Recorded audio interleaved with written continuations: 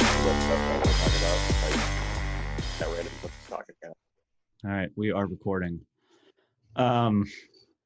What are you laughing about over there? No, he said I don't have anything to talk about except for that one Clippers account. So I just want him to go on that. Well, we've got Charles Mockler. Hey. William the Opinion Updike. How come he gets a nickname? What about? Sorry, Positive Chuck Mockler. Thank you. From Locked On Clippers podcast. Thank you guys for coming on this week. Yeah, thanks so much for having us. Or this month, I guess. We're doing this so sporadically because there's not much to talk about. Yeah, you guys. Yeah, you guys are lucky to not have the 3 days a week situation. Yeah.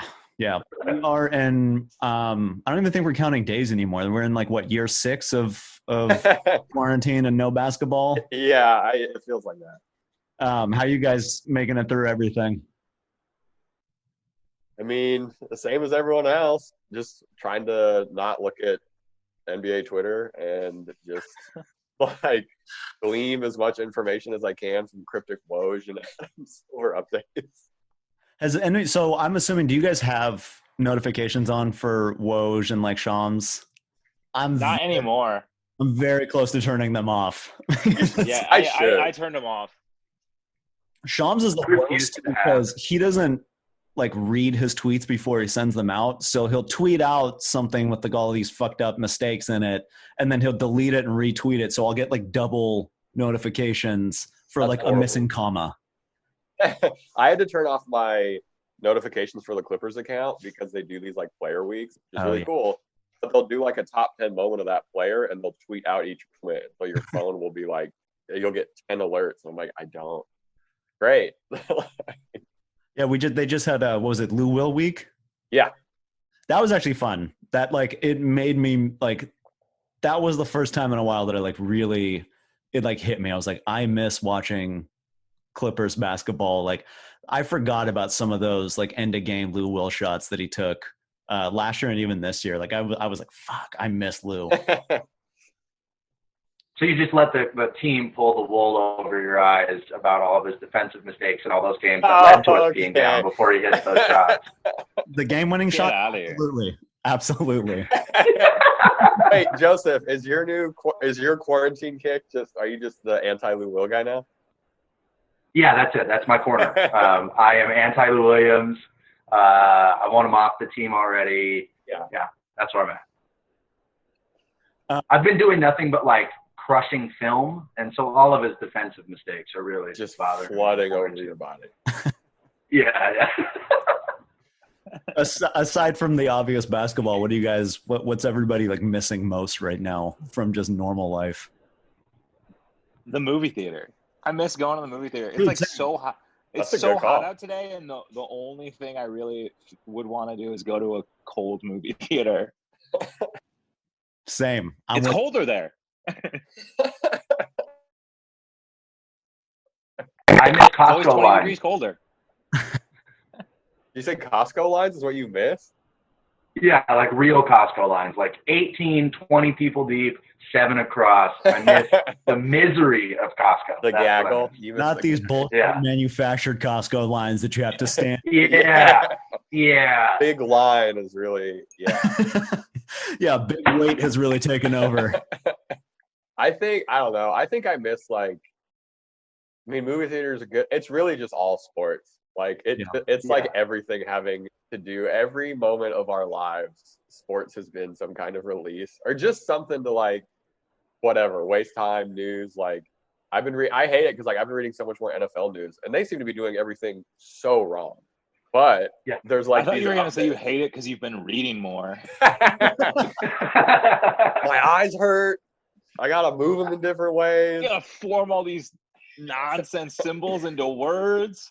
Like it really just is like the act of sports, I guess. Like I was watching the highlights of like that Bundesliga match. It was like Schalke and I can't remember what it was, but it was just like such a trip to be like, and like the KBO. I watched a little bit of like the basketball or baseball, and then also I've been watching a bunch of old boxing matches, which like I guess is like I'm like looking for these weird avenues. Watch sports now.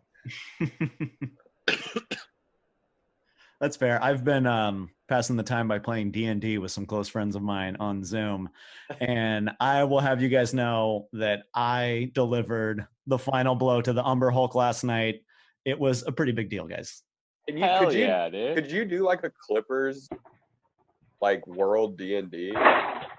Like, could you do like Sir Balmer or whatever? You like, can do whatever the fuck you want. I don't know how it works. No rules in D&D. D&D is as much as it's just all imagination. Man, this is like the reading thing. I'm not sure I approve of it. Are we really gonna do the D&D segment again? Well, I just How many times are we gonna talk about D&D? I think a Clippers Literally D&D, nothing else going on in my life, dude. A Clippers D&D would be dope. I think instead of running a 2K sim, we should do the NBA playoffs, but as D&D. Well, How am I outnumbered in this? I've never even Why played are there D&D. 3 people who want to play D&D? I say we do the Clippers D&D campaign and we air the whole thing on Quibi. That's just where I'm at. Yeah. We'll have Chris Paul. Oh, I guess we have to put in like a weird correction from when you were on the pod. We didn't know that blackballed one was the Chris Paul Quibi vehicle because none of the promo had anything about Chris Paul. So I guess we were wrong. Yeah. Have you guys watched any of that? Has it aired already? I don't know. I don't have Quibi. It doesn't really air. It's a quick bite. It just kind of lives. I haven't seen it if it is out. I had a feeling that was his just because I remember it was like a big question when the 30 for 30 podcast came out. Everybody asked why Chris Paul wasn't part of it. And I think somebody had asked him like at a game or something like that. And he was like, oh, I'm doing my own. Like I'm making my own version. It's called Quibi, idiot. No collabs over here. Yeah. Chris Paul's like, I invested $37 million in their Quibi. Yeah. So we got a couple pieces of Clippers news that I wanted to get to. One that I am kind of intrigued by, also kind of like it's a big eye roll for me, is the Spencer Dinwiddie Gofundme. What? Dude. So Spencer, and I'm just going to give a shout out to just read the tweet because like it's so hard to explain. I feel like I was trying to explain this to Will and like my other buddies last night, and we were just like, I don't know what the hell this is. So I mean, essentially what it is, he's leaving it up to the fans to decide where he's going to go. He gets $25 million.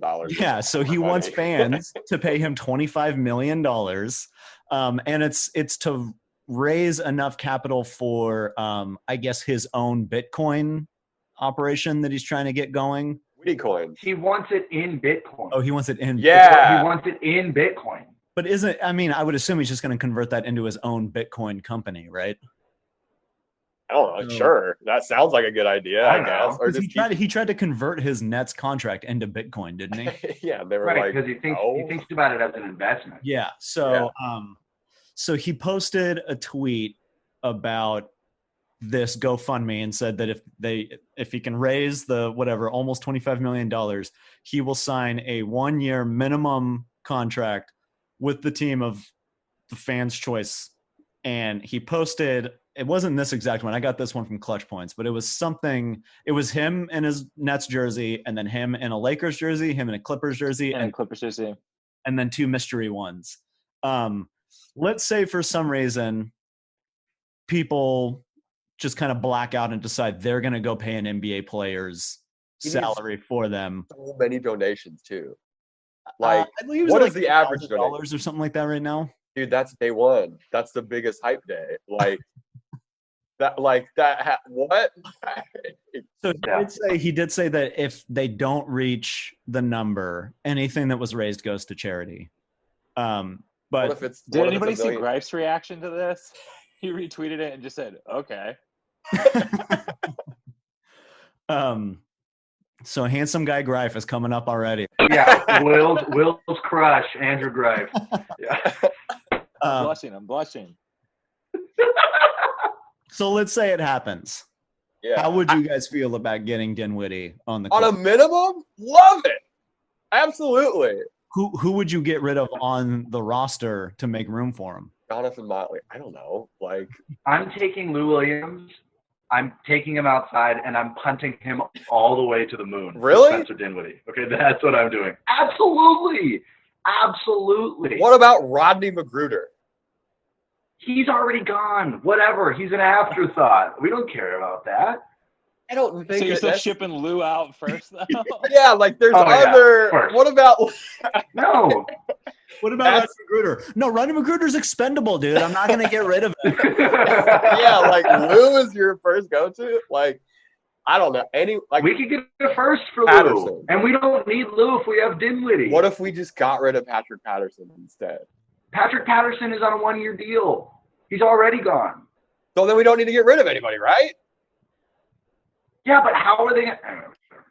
I need Lou off. I need Lou. Spencer Dinwiddie. I need Lou out of here. So, I guess I can kind of combine this with one of the other topics that I had on here. But let's say he doesn't raise the money; he's still going to be a free agent.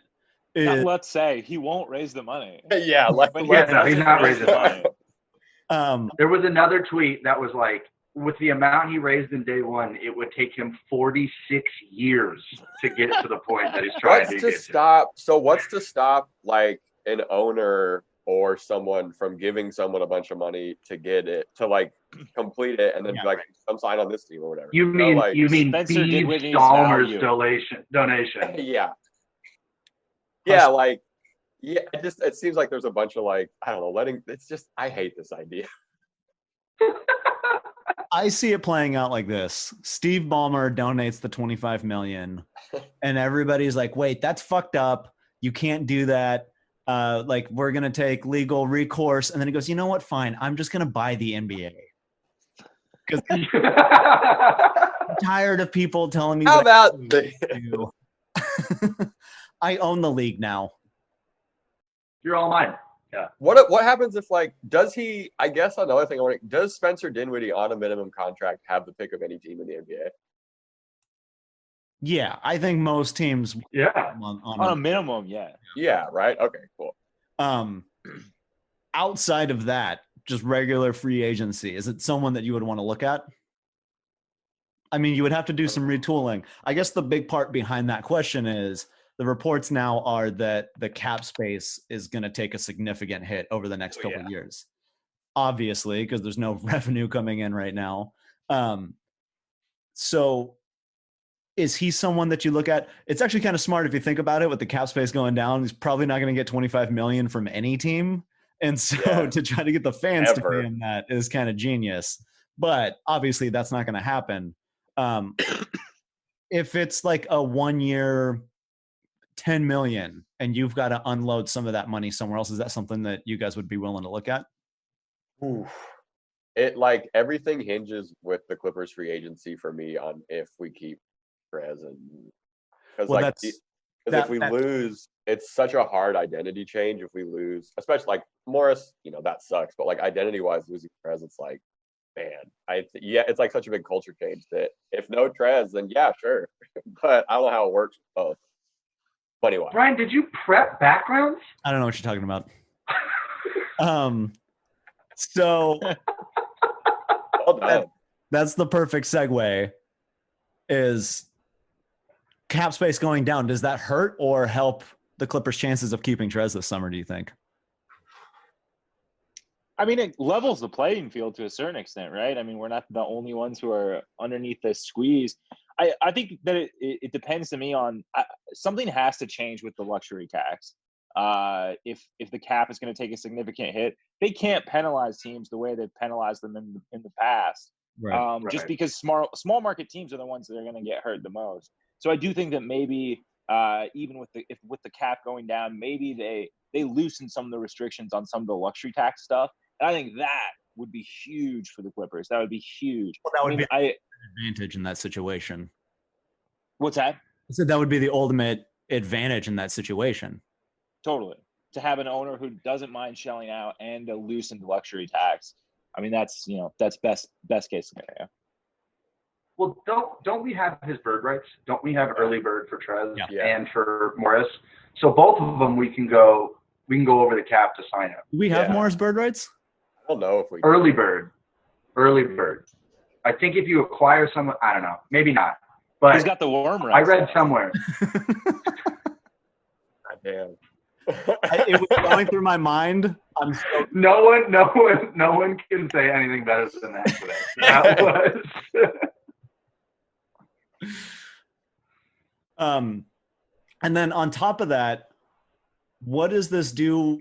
Does the lowered cap, does that help or hurt the chances of keeping Kawhi and PG after these 2-year contracts?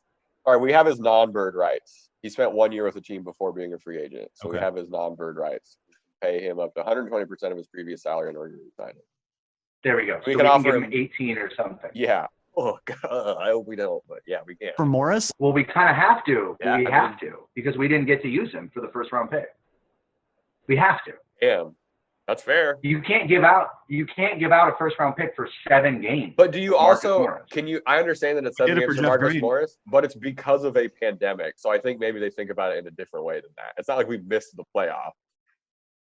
I think that when you make an acquisition like that, if you're willing to give out one of your 3 first-round picks over the next 7 years, you have to get a real return on investment. And so they're going to be thinking about it as a sunk cost. Because if you're making a contender, I understand the talent might not be there, but it's a young player on a cheap contract that you can add as a rotation piece potentially in the first round. But so if it's a 1-year deal, we're only getting him again for next year when our window's even smaller and there's more pressure. Like, because we're not going to keep him after next.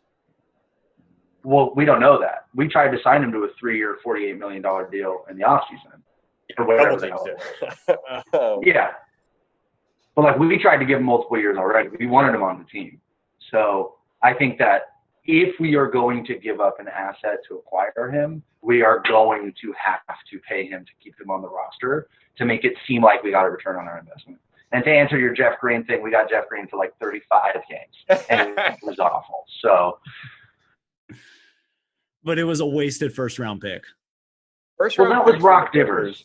Yeah, I think first-round picks for the Clippers, it's like they don't, unless it feels like a sure thing. Like I'm not sure if they even.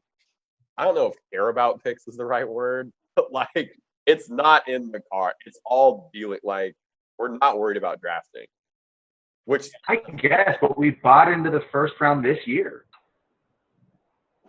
Yeah, but I also that's true. Which with like future first for this year. The drafting has been horrible though. Like I think that's something that gets swept under the rug too. Historically, yes, but. It's a completely different front office now. No, specifically this where they got Shea was incredible. Yeah, like that's the one good pick they picked. Right, and that was a fluke. Damn. Was it? They drafted Jerome Robinson next. Jerome Robinson. He worked out privately with the team. He shot 40% in college. What do you want the kid to do? Not be ugly and terrible at basketball. Whoa! We don't gotta bring the guys' looks into it. It's 2020, my man. Listen, bro, it's quarantine, all right? All bets are off. I'm unleashed. Dude, this is a new Joseph. No. Listen, bro, it's me. Yeah, I knew it. All right? No, like the drafting has been bad. Like Fee and Man were good project picks, I guess, but also like Will and I were talking about Miriam's article about the playbook. What did she say in that article, Will? Oh, she had like a great quote after the playbook thing, where she talked about it being akin to someone like hand feeding bacon to a bunch of hungry pit bulls, which I thought was a great line because I was also like, I don't know, Charles and I were at the thing in an unofficial capacity. Having a good time. So we were hyped.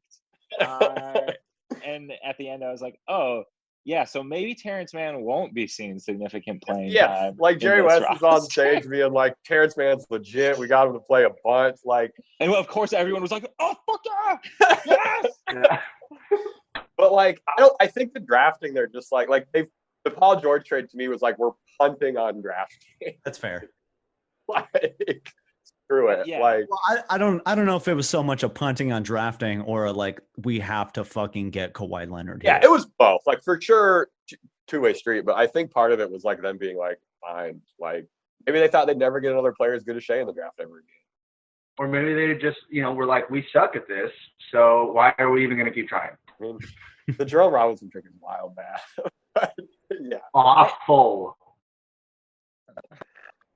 I think we owe a 2-year grace period from where we are right now before we can fully judge any of the draft picks, because until then we don't fully know whether it was worth it or not. You mean the 2 years where we don't get basketball? But can the Jerome Robinson have a party where we dump on this front office for hours? Well, I can see the smirk on Will's face because you're such a famous like Robinson apologist that I can tell that this conversation is just hurting you right now. The Rome pick is officially a bad pick because he's just not on the team anymore. He was injured.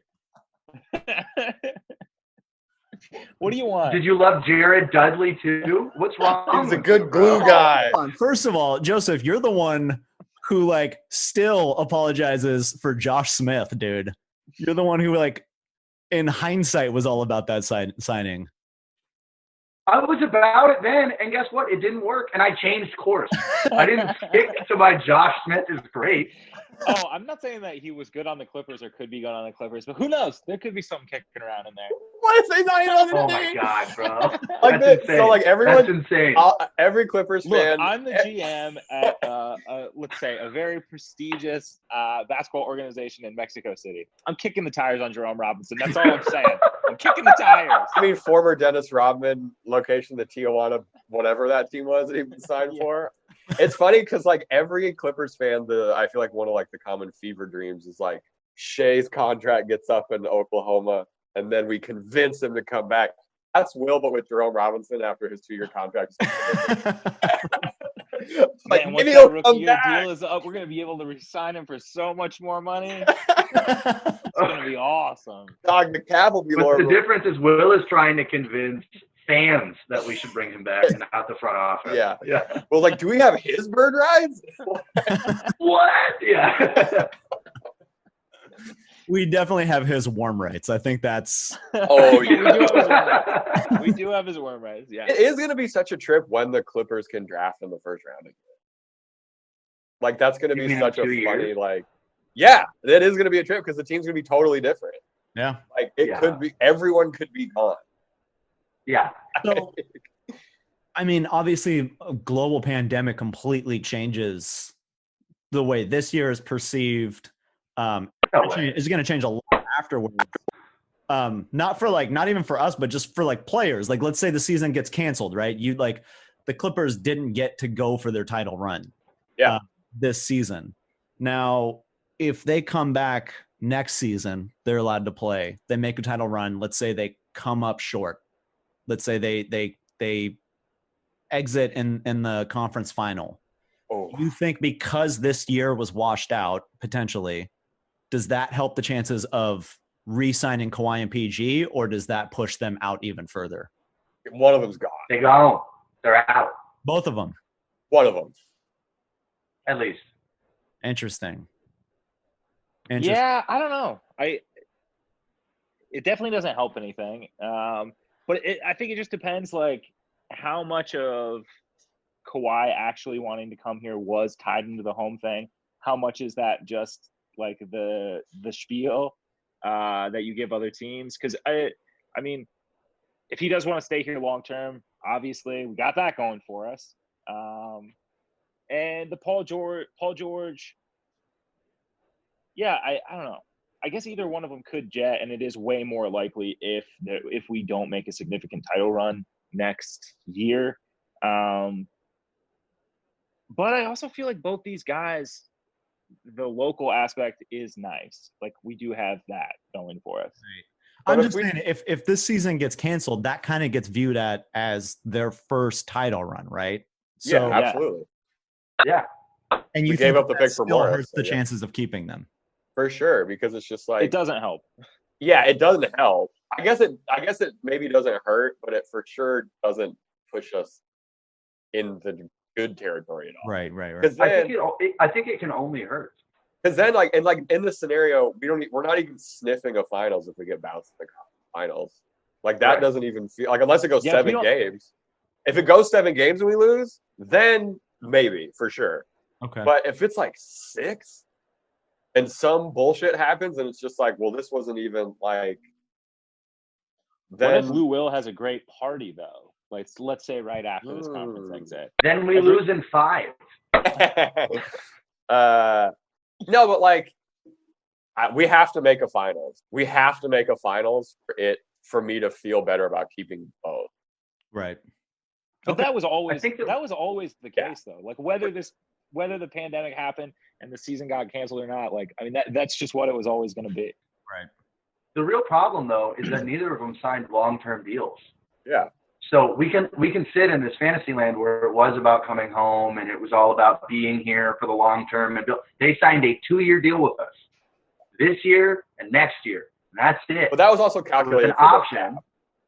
No, yeah, but to get the 10-year, what I'm saying is it's a leverage play though. Yeah. If this doesn't work immediately, we can go somewhere else. So if that's the case, I think the only reason Kawhi came here was because the Clippers gave him control. Yeah, for sure. Right? Yeah. The Clippers gave him complete control. So he wanted to come here. He didn't want to live in Toronto anymore. That's fine. He didn't like the cold, whatever. So he came here because we gave him the most control and he didn't have to play under LeBron's shadow.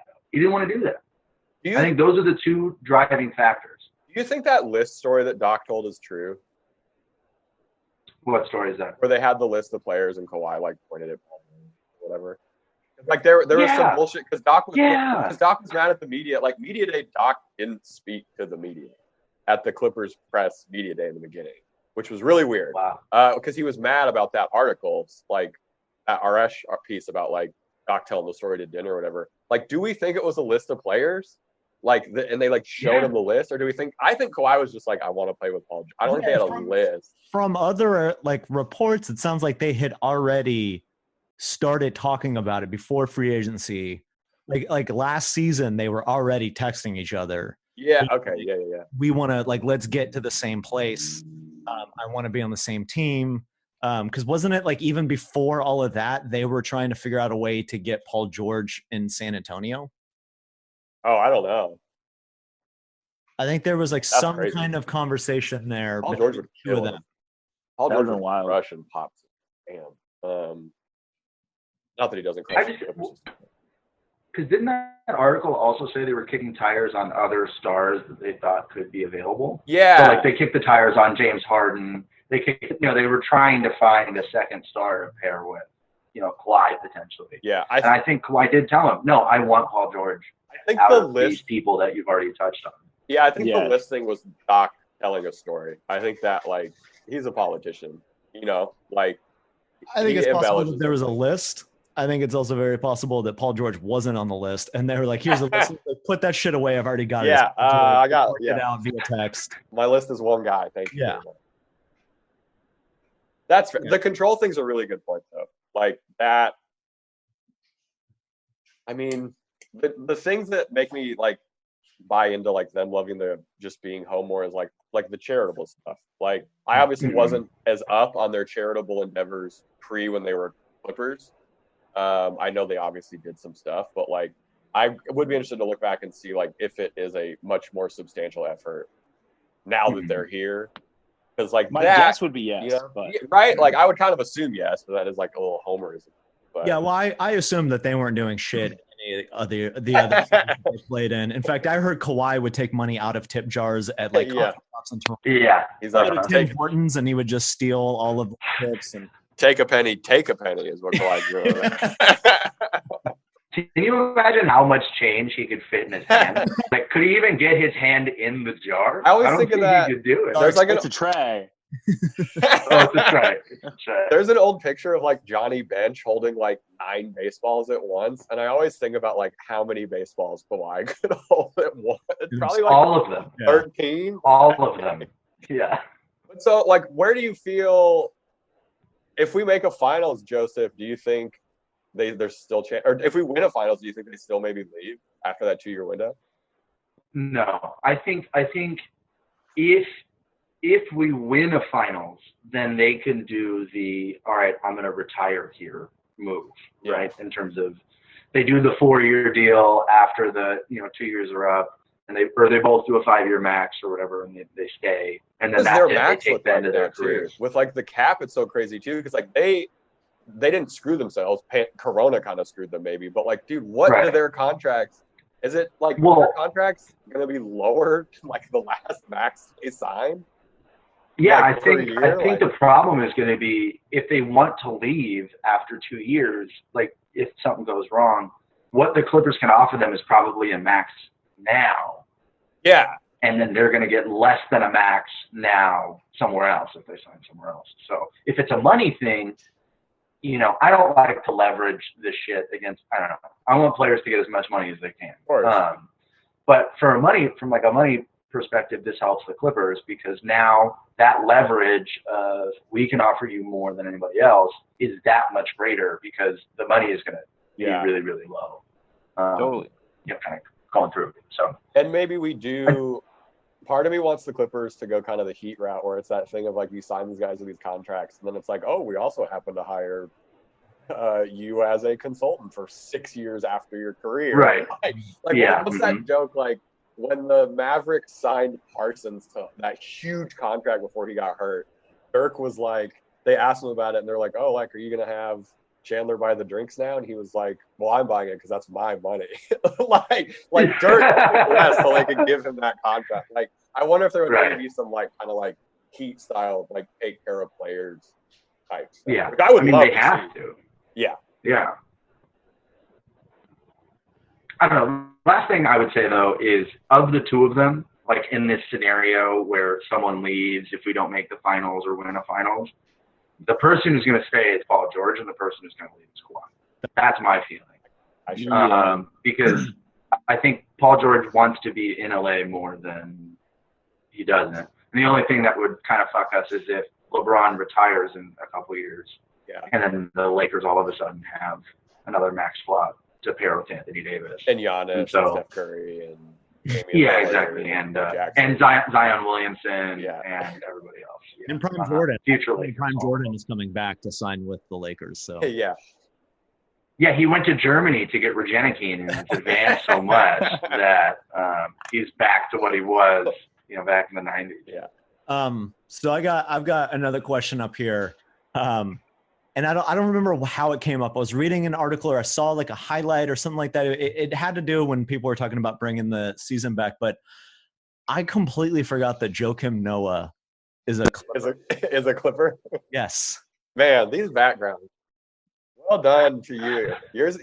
I'm so over you. I'm so done with you. You're doing more than playing D&D. It seems like you're working on your craft. This is just a byproduct of playing D&D on Zoom. Is Joakim Noah your D&D character? No, it's actually that's the Umber Hulk that I destroyed. You threw I have no idea what that means. Can we stop the D&D talk? I don't even know what that is either. Yeah, we haven't even started yet, Joseph. Just wait. Is that somebody that? Well, first of all, how do they even figure out if they bring the playoffs back or the season back this year? How do they work his 10-day contract? That's one of the biggest questions. Like when I remembered he was on the team, I was like, oh yeah, would he even be eligible to play in the playoffs? Can you play in the playoffs if you're on a 10-day?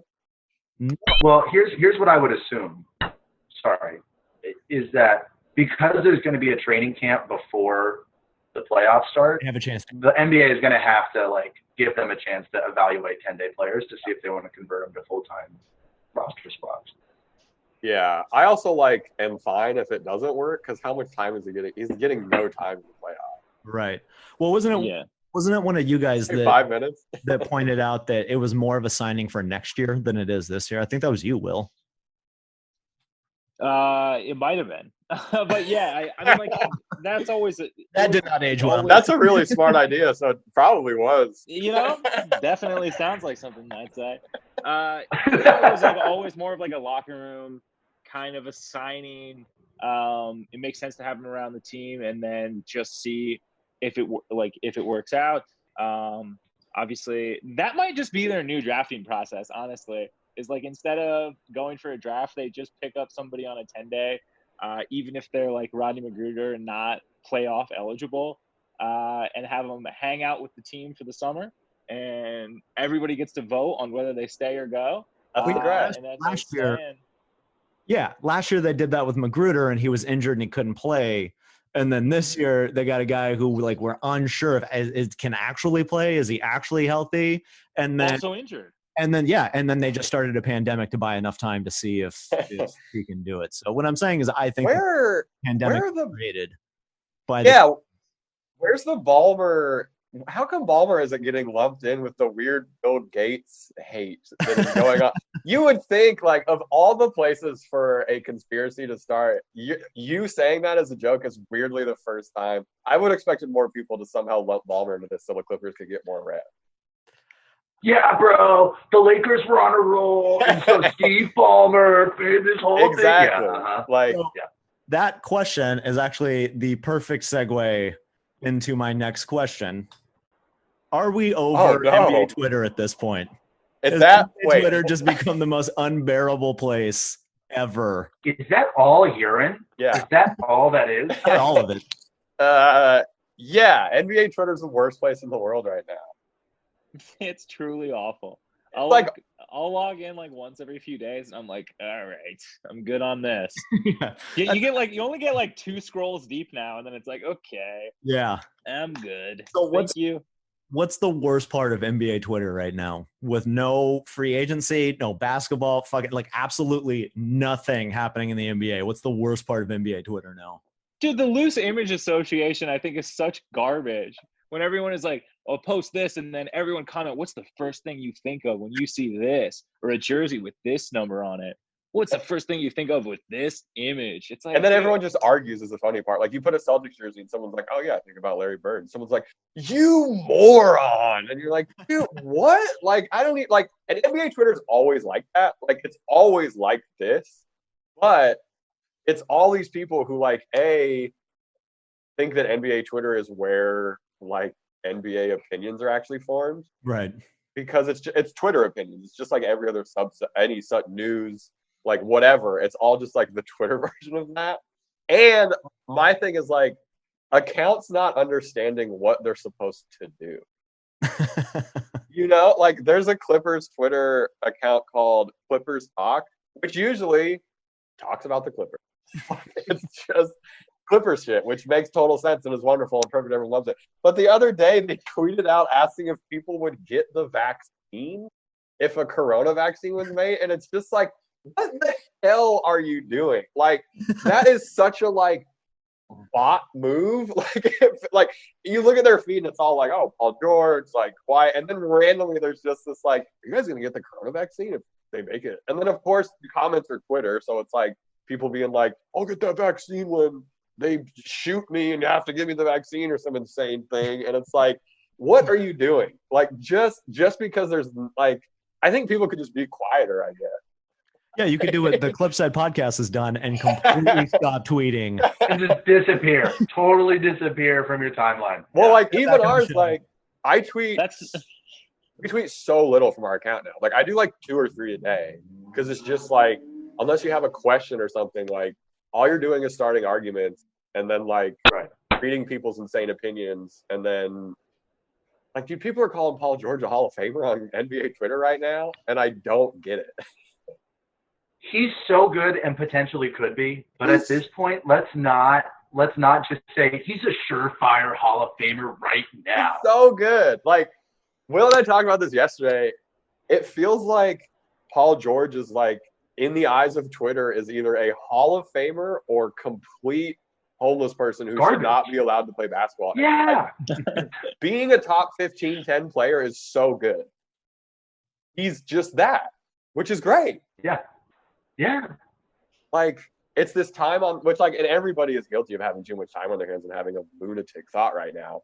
But to like, Twitter is where everyone actually puts those thoughts out. Yeah. So like, you get people saying like, Paul George is a surefire Hall of Famer. My thoughts will be very well curated into a printed manifesto. Yeah, please. Again with this manifesto shit, Brian. Oh my God. You've been talking about it. Do it already. Do it already. You know what? During this quarantine, I'm finally just gonna like really buckle down and get my manifesto done. But like the worst, like, yeah, it's really just like, it's just people going to each end of the spectrum so much harder. It's that. Could you imagine though how hard it must be to be a serial killer right now? Like, there's no one outside. You can't even go find the victim. I actually have not thought about that. The silent. I don't know. You know people are home, though. Right, but you have to then break into, like, a full house to kill someone. And then, I don't know. I think it takes the fun out of it. The greatest Can you deterrent. kill a delivery driver and then show up in the delivery outfit and kill everybody when you I bring guess food? you could. See, that's a good point. You could do that. I'm just saying, like, where is the hunt for these people? Where is the stalking, the tracking? This seems like a personal, the fun parts of being a procedural issue. I don't like you stepping into my role right now, Joseph. No, but I will say I think the worst take on Twitter I've seen, and I hate to keep saying this about Paul George, but we were joking about it before we started this pod that someone called Paul George a combination of prime Scottie Pippen and Tracy McGrady, and you're crazy. Like, dude, he's so good that you're hurting his legacy by saying that right. prime Scottie Pippen and Tracy McGrady and T-Mac, yeah, so good, and it's just like, it's just great. And if you spend too much time on Twitter, you start to think that every NBA fan is on Twitter. So, like, how you interact with people who maybe aren't on Twitter, which is truly 90% of the United States population. Right. Like, you start to just think, like, my brother doesn't really watch basketball. He's like a Twitter guy. But anytime we talk about sports, he talks to me like we're tweeting at each other. And so, like, we almost get into fistfights because I'm like, I'm just trying to talk to you about stats. Like, and you're like doing this weird, like, he's like ass. And you're like, what is this? Like, this isn't how normal people speak about sports. Like, if you're on Twitter too much, you just think that's how everyone talks about sports. And it ruins, like, actual discussion. Mm-hmm. I just need the league to come back so that we can stop redrafting certain years. Oh my God. The redrafts. Especially as Clippers fans, it just hurts every year that it's not Blake. I'm over Bill Simmons. I'm over. Oh, yeah. I'm out. I'm out on Bill. I'm over it. Bill, I'm really mad at Dennis Rodman is an interesting Simmons. Okay, listen. Well, first of all, the context of that was different than what was going on. You know, this is a larger conversation because I got in a fight about this the other day. To talk to you about, like, the NBA Twitter point. Yeah. People continue to have hot takes about, like, headline editors' headlines. Yes. And not talking about what an article actually says. Right. So, like, the Rodman thing, he said he wasn't an interesting interview. Like, if you watch the pod, his whole argument was, like, we keep bringing him on these shows to talk to him about his life, and he never says anything. But the way interesting. That's fair. But the way he phrased the tweet was like, "Can we all stop pretending that he's an interesting character?" Which is like, he did that on purpose, so people. Yeah, he did that on purpose. Yeah, but I mean, like, yesterday I got in a fight about that fucking Kurt Goldsberry thing, where it was the top 10 shooters of all time, right? And LeBron was third, and so everybody was up in arms about that, right? But if you read what Goldsberry said and know what Goldsberry's about, he's trying to reimagine how we talk about shooting. Yeah. It's not just jump shooting, right? LeBron shot 70% within 8 feet of the basket for a fucking decade. He had the most baskets in the paint out of anyone in the NBA for 10 years. Yeah.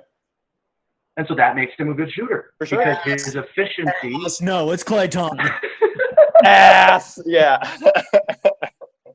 I want but everybody starts really arguing though, with the headline. Scoring? but see, that's the point. That's what he's trying to redefine. Yeah. Because if we're going to talk about shooting, his shooting percentage is always high. So if you're Kirk Goldsberry, like, and that's what sucks about Twitter, that if you're Kirk Goldsberry, you have to do that to get people to talk about it, which sucks. But that's also what he's trying to change. Yeah, but, like, it's still such a small percentage. Like, I almost think that, like, I bet so many of these writers wish they just didn't have to have a Twitter. Yeah. Yeah. Like, I get, like, for obviously, like, Woj and Child, like, they're guys who, like, Twitter is their, you know, that's very much what they need. But, like, dude, Goldsberry doesn't need a Twitter. Like, no. Like, all that. Like, it must be horrible for them to be like, I have to tweet this shit out. But it was a graphic about an article that was written last year. Oh, that's crazy.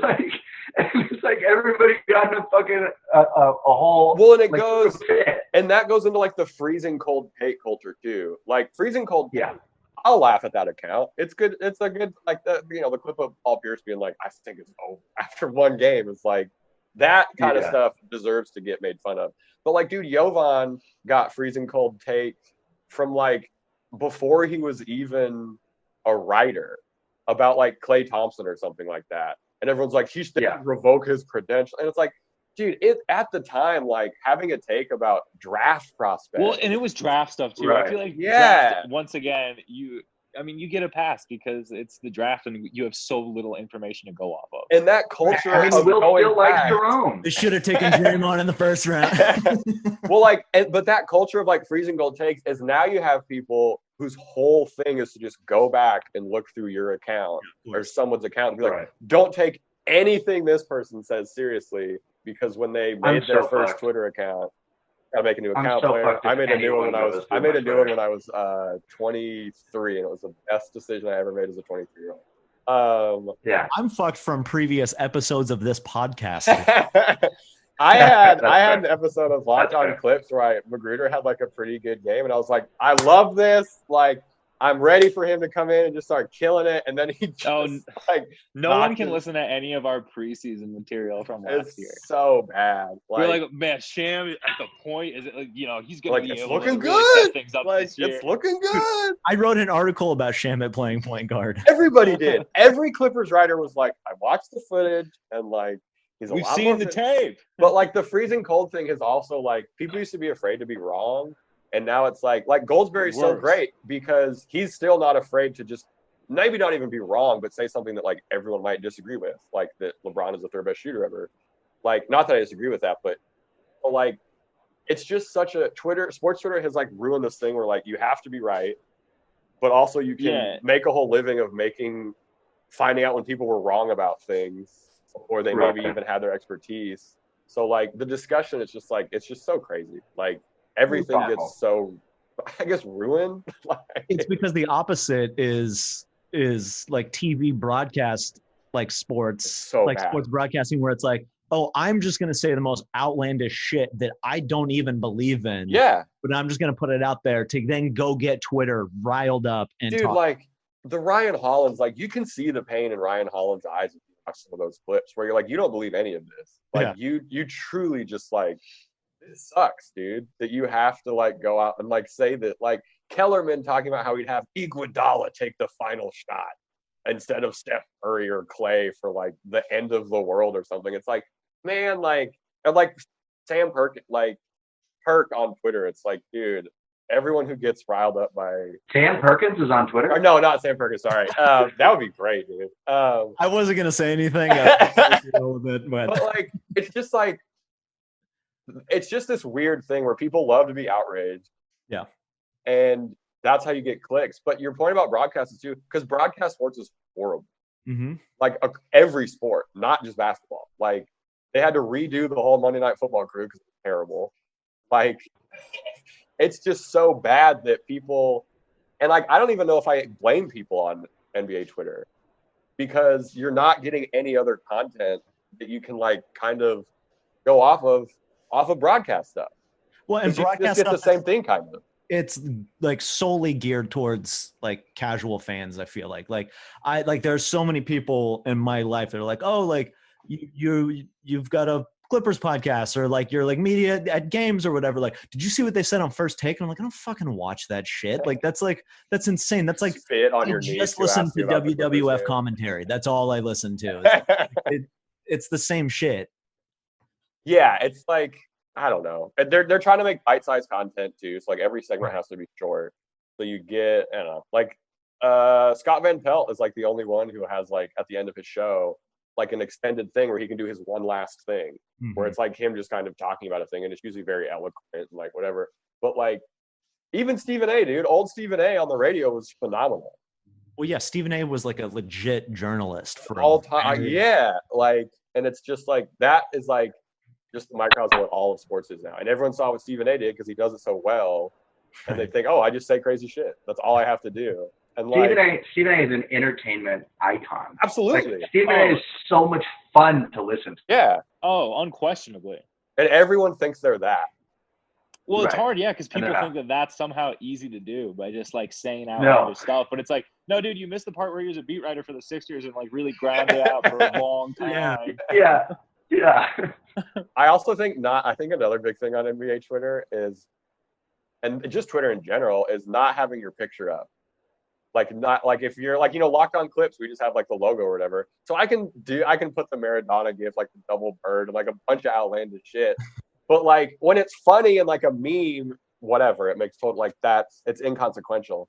But when you have just a random icon, like, whatever, and you're just like Paul George's ass or like Kawhi, what, and then you get all these people who are like, oh, this is great. You have no, like, it's not a real interaction. Right. Because you're just not, it's clearly like such a God, I hate it. It's the new egg. So, okay, we're talking about Twitter, just diving into like the history now. That's all we're doing is diving into like old tweets, all of that stuff. So something came up this week in Clippers history. Is this a gotcha? Oh, okay. No, which was I was like, oh no. Will we have something to talk to you about? So something came up. It was Charles, it was your 8th grade racist tweet where you said Twitter was not legal in Montana when I was in 8th grade, so good, got you there.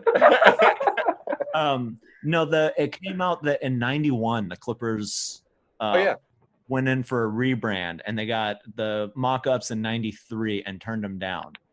Did you guys see them? What'd you think of them? Should the team have rebranded at that time? Is it something? I mean, how do you feel about a rebrand now?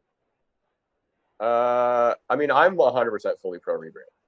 Yeah, I love it. I was actually kind of a fan of the design. We talked about it a little bit with Carl on our show, and he mentioned that it looks a little bit like the Grizzlies colorways, but this would have predated them. The first thing I thought of was the '96 All-Star jerseys, and I was like, but this was way before that too. Yeah. I mean, I don't know, like. I guess I'm slipping away from the idea of changing the name. I feel like that might be too much. Yeah.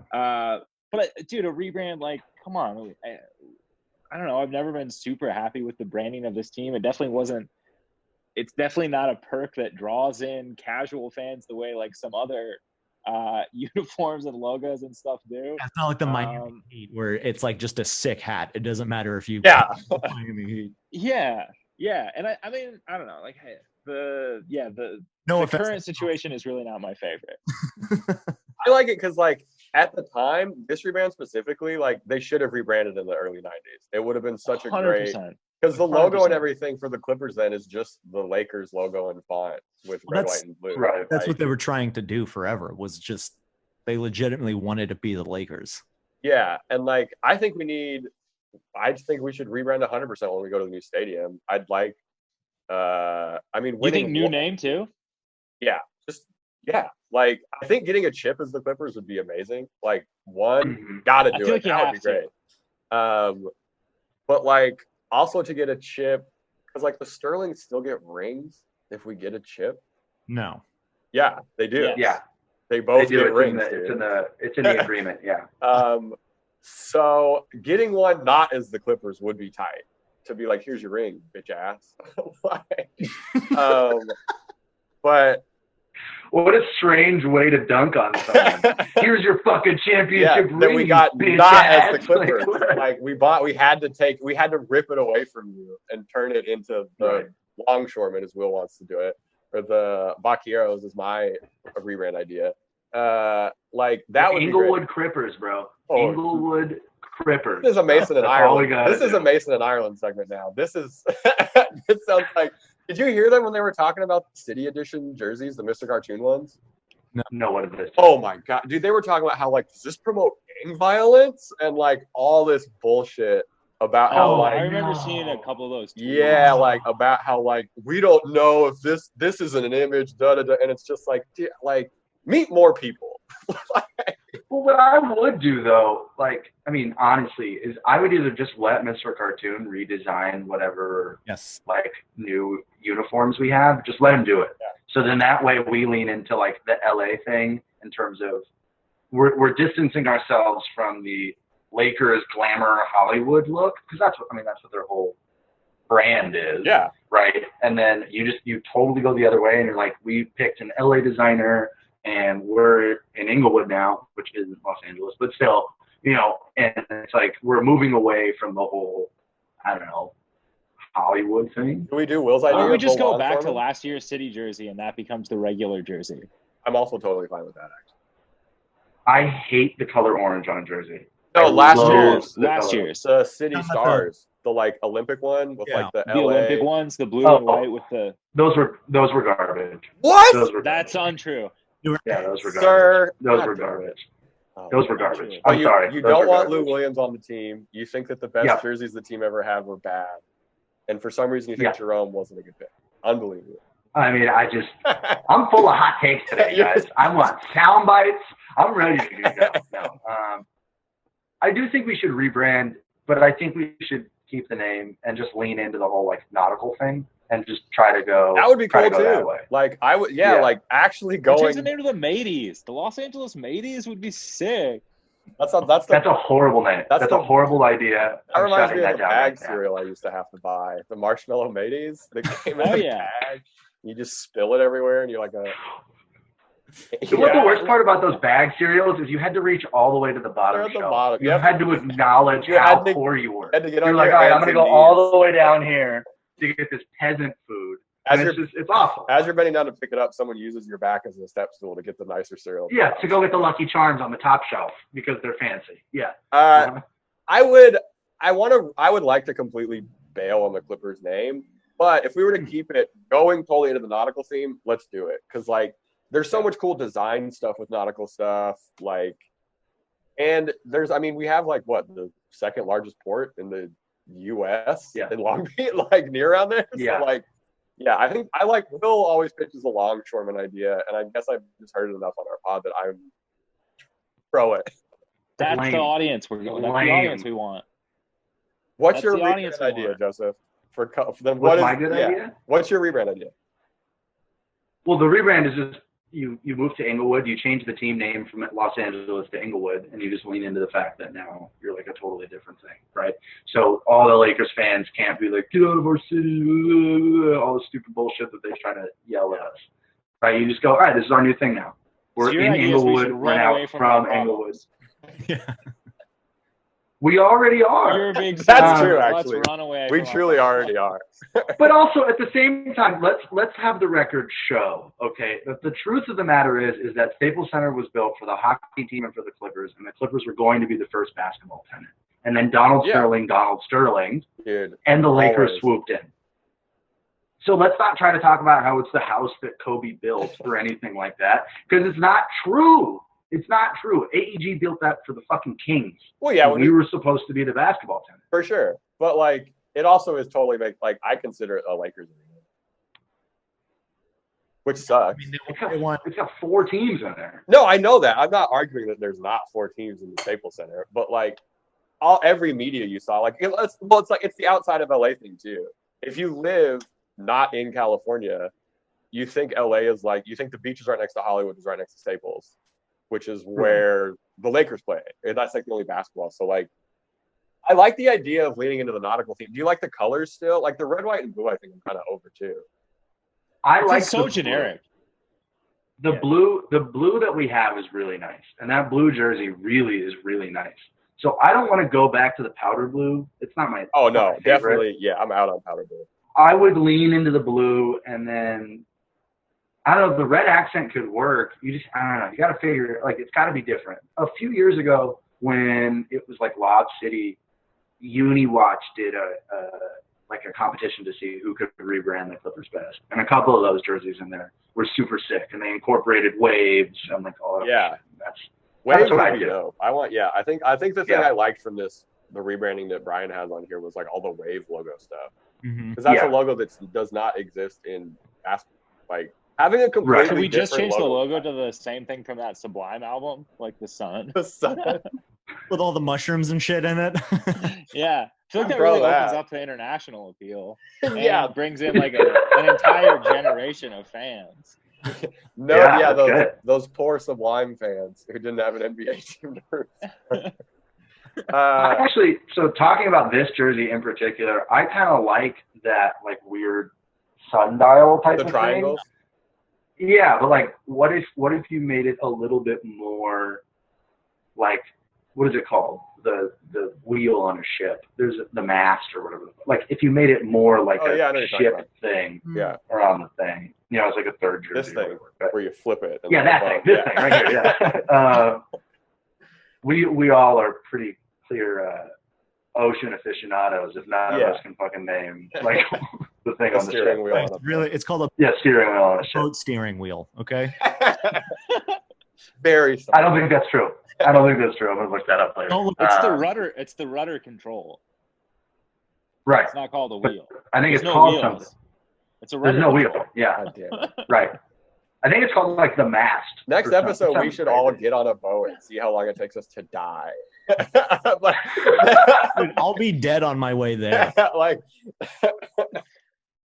mean, I just want a new logo. Like, I want a logo that's not anyone else's logo. And I know the Clippers one is like the LAC thing's very generic. I know it technically isn't anyone else's logo, but like the wave thing is cool. Like, take me back I don't want to the black teams, jerseys anymore either. Take me back to when teams Really? designers were like on acid in the 70s and like making a bunch of weird, like the Whalers Or just logo. have Bill Walton. Tight. Yeah, or just Bill Walton, dude. But like the Whalers logo is so cool, and like all those older teams where it was like that, like the 70s when they like really didn't care, I guess, as much about branding. Right. So they took more chances, I think, with like unique, big logos. Like that, the 76ers had that great third alternate of like Benjamin Franklin dribbling a basketball, which was like the coolest thing in the world. And I think I want the Clips to do something like that. We have such a good media team that I have to feel like when they do a rebrand, they're going to do it right. Yeah. Like they know, they care about output more, obviously, than when Sterling was doing whatever the hell he was doing. Like, so I think they understand it more. I think that it is coming, and I think it's coming with the move into the new arena. I probably everything stays the same until the team moves to Inglewood, and when they do, it's going to be a massive like unveiling of like, this is what we're looking like now. You think we can get the Sparks to jump ship with us too? We've talked about it. I would love it. That'd be dope. Like, I don't know. We've be talked nice. like I like Joseph's idea of giving them the forum, being like, guess what? You have your own building now. Hell yeah. That would be sick. What's gonna happen with them? With what? They're just gonna leave it, knock it down. Some guy on Twitter yelled at me for 6 tweets straight about how they're going to tear down the Forum. So his thing is, until we move into the new arena, they're going to operate it as is, and then immediately when we move, they're tearing it down. Well, we might need to. He said to book it. He said to book it, that they were going to tear it down after we moved. Did he offer to send you some links too? No. But he did screenshot my bio that said I host this podcast, and he was like, "How do you host a podcast and not fucking know this shit? Are you an idiot? Oh my god! LOL." It was really good. What was the account? Was it a real account or was it like a picture of like it was some guy? I don't know. All I know is it was a guy. He redrafted this podcast right afterwards. Yeah. Yeah, that's horrible. I was dealing with a guy on Twitter who in his pic, it's him holding a gun like in like a defensive stance like this, but it's just a training gun. It's like a gun with like a filled-in barrel, and I'm just like, dude, what? Like, I think that was the guy who told me to put down the TV. That's so fucking funny. Sometimes you have time for it. Yeah, there's a lot of time for it now. Joseph, I'm gonna let you. His name is C Mo Goody 760. That's who yelled at me on Twitter. It was good. So shout out C Mo Goody. Let's check this guy. I hope he saw some more. Joseph, he's from Atlanta. Go ahead. Let's just get this guy's fucking. This is what he art, sport, film, music, ellipses, go is his bio. So clearly he's in the know. You know what I mean? So. Damn. He likes art and sports? Sounds like a complex dude. And film. Yeah. And film? Which is not. And music, guys. Yeah. Maybe you guys should have had him come on the show today. We tried. I know. He seems way more well-rounded than the two of us put together. He's very busy with art. He had a lot of other pods to be on. He couldn't fit us in. So. Speaking of music, Joseph, I'm going to let you take us into the last segment here. Oh, we're doing last segment? Okay. All right. So I don't know if you guys listen to the show. No. But we do the segment. I've been trying to get it off the ground. It's, I don't know. This is your Brian, I mean, like, project. Oh, I like the idea. is it work? It might be work. I don't know. We don't know if it's gonna work or not, but we're gonna keep on keeping on. I only keep pushing for it for this fucking intro every week. There's no reason to not keep doing it. Yeah, I mean, it's a sensation sweeping the nation. Hell yeah. It's called Track of the Week. Okay. All right. I can't. Background. Wait, I can't. Awesome. Dude, that is background that you. That is such a sweet. So that's me in my car putting in my Track of the Week. Apparently, they made at one point that you could put 45s into and play. I found of people using them. So I've got Ali here. I saw one with I think George Harrison that was like trying to use one. There's like a bunch. Like it had to. It was like it must have been like 64 or something like that when they made it. It was probably one car company, and then they went out of business immediately. Right, because it was far too expensive. Yeah, because it's a fucking 45. What happens if it breaks? Actually, anyway. they were all built by hand by Exhibit. A lot of people don't know that he. Free gas days, yeah. All right, so what's the track? What's your track of the week? So no. So you guys are gonna go first, but basically it's just like the track that got you through this week. Oh, okay. For the last couple weeks, something that you've been playing like nonstop. All right, for sure. I guess Trina by Smino is the song that I've been listening to on repeat quite a bit. What was it? It's by Smino, and it's called Trina, Trina. Okay. Okay. Famed. How does it go? I am absolutely not singing it. Yeah, part of the segment is yeah. Sing your favorite bar. This is actually a karaoke segment. Well, no, I've liked that, and then I've been listening to a bunch of. This is on a way other end of the spectrum. Bad News by Tyler Childers. He's like a bluegrass guy. Okay. All right. Okay. That one's Tyler Childers. That one's much more depressing. But yeah, I guess those would be mine. Will, what do you? Will, do you listen to music? Yeah, I occasionally I'll dabble with recorded music. Track of the week has been my neighbors. I've been listening to the song "Hurdy Gurdy Man" by Donovan a lot. Yeah, dude, that's a great album. Yeah, I've been listening to like a lot of weird not weird, but very basic psych rock lately. But I watched rewatched Zodiac again recently, which like A, great fucking movie if you've never seen it, and B, that song is like the perfect credits song to the movie, and it's so fucking scary. So for you guys, I could see the confusion. Donovan Lynch, he was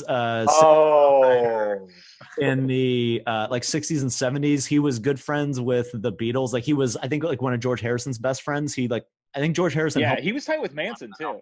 Yeah. You guys heard the song "Yellow Mellow"? That's creepy. Can you sing it for me? "Season of the Witch" is also Donovan. He's got a bunch of hits that you've heard. He makes music that they put over montages of people getting killed by Charles Manson. Yeah, exactly. He wrote it well because he wrote it for that. Yeah, he wrote it for him. Charles Manson was like, I need a track. That's a great track. When I was like 18 or something like that, I was at a friend's house. We just ate a bunch of mushrooms, and was this your first kill? No. I got started way earlier than that. But my friend put that album on, and that's the title track is the first track on the album, and I was like, "What the fuck is this?" And then the whole album played, and I've been the biggest Donovan fan ever since. Oh yeah, great stuff. Mm-hmm. Wait, what have you guys been listening to? So my track of the week is in the same era as Will. I've just been like going back and going through a bunch of like old. I used to live pretty close to this record store in San Francisco that was like all like soul 45s. That was like all it was. And the guy that owned it was awesome. He would like just talk to you forever about what you like. And then when he like figured out the artist you were into, he would hold records aside for you and like call you at home. So like I would get voicemails from him being like, hey, this is, so-and-so from Ricky Ricardo's. I've got a bunch of Mary Wells 45s here. I haven't put them out. Was this on your answering machine in 1986? Yeah, so I went back and I found this Intruders 45 that I used to be obsessed with. The song is called Wonder What Kind of Bag She's In. And it's not on any Intruders albums. It's just a 45 single. And forever I was trying to find like a digital version of it because I've only ever found it on 45. And somebody 4 months ago just put it on YouTube. So I'm super excited to actually have that streamable like on the go. But you should give them some money because they have time on their hands if they did. Yeah, exactly. But it's like such a weird random cut that I found. I just grabbed a bunch of 45s. They had record tables set up throughout the store with headphones where so you could listen to the quality of a record before you bought it. And I always liked the Intruders, but I was like, oh, I don't know this song. And I grabbed it, put it on, was like, this thing's going home with me today. And I've been obsessed with it, but it's been so hard to find a digital version. So now that it's on YouTube, that's going to be my track of the month for sure. All right. That's awesome. It's called, what do you got? I Wonder What Kind of Bag She's In? Yeah. That Manson music. Yeah. Dude, I mean, come on. All right, let's get your fucking track of the week. I'm really starting to worry about you, bro. I thought for a while it was like funny as a bit, like, oh, this is really good. We're gonna pretend like Brian's a serial killer, and it's just gone deeper and deeper and deeper into real things in your life that have happened. Brian's like, I've been listening to Brother Totally. So what fucking TikTok song is your track of the week this week? TikTok by Young Dro. That's a horrible song. No. Thank you. Fuck you also, Brian. My track of the week is by one of my favorite artists out there right now, Isaiah Rashad. I am patiently awaiting his new record. I wish he dropped it yesterday. Now, go new record. So Why Worry by Isaiah Rashad. It's like his new single that he just put out for like that TDE week. I'm listening to that a lot. Yeah, that's my track of the week. Oh, all right. Are you guys gonna play the tracks of the week? Like we put it on Twitter. Yeah, I link all the tracks when we put the episode up. Anything else you guys want to talk about? I mean, I got my NBA Twitter rage off my chest. Just let me do that. That's good. I'm honestly probably going to log into it right after this and look at, and I'm going to try and find a Miami Dolphins account that's asking me if I believe in chemtrails. Is what I think I'm fine since the Clipper talk. Oh, that's good. About the vaccine. I do have one quick question. So did you guys end up isolating any of the sound from my voicemails? We have it on our. There was an inkling. I asked my friend John if it was him, and then I was like, he said no, but like we have those all saved.